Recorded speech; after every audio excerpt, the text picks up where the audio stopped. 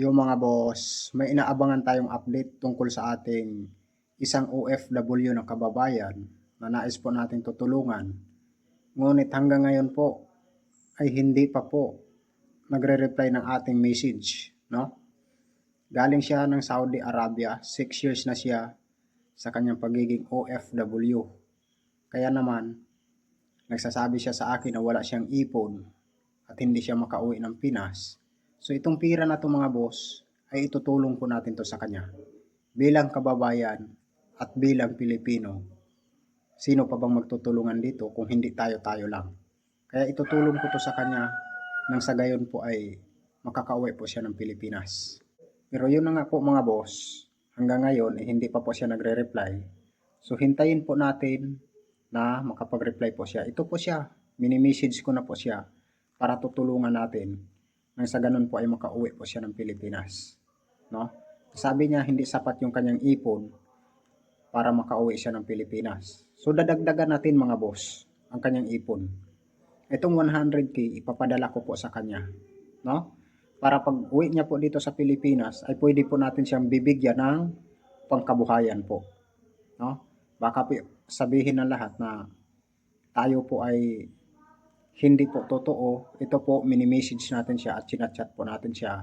Nang sa ganun, ipapadala po natin sa kanya itong kanyang pera kapag nagre-reply po siya. No? Kaya kailangan po na mag-reply kayo kapag kayo po ay mini-message ko, lalo na po yung mga OFW natin na humihingi po ng tulong sa akin. Tandaan yung mga boss, mahal ko kayong lahat, kaya hindi ko po kayo pwedeng pababayaan, no? Lahat po ng tao na lumalapit sa akin, hanggang may pangbigay po ako at maitutulong ako sa inyo, ay tinutulungan ko po kayo. Yun lang po yung masasabi ko. So sana po, makakauwi siya ng Pilipinas, naligtas, no?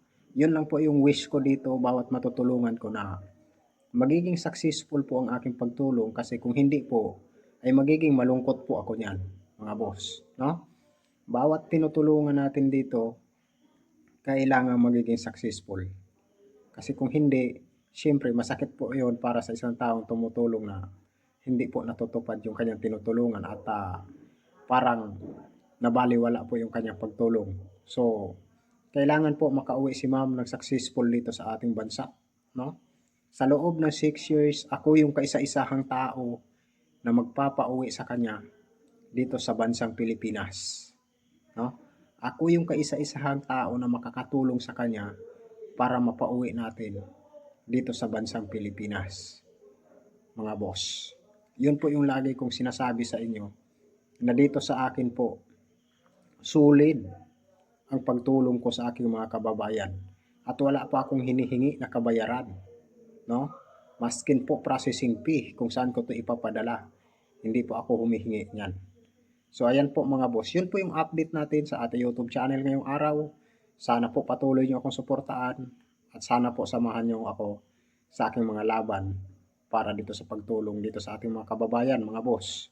Lagi nyo tandaan, andito lang ako para sa inyong lahat. Ayan, magandang araw po at God bless po sa inyong lahat.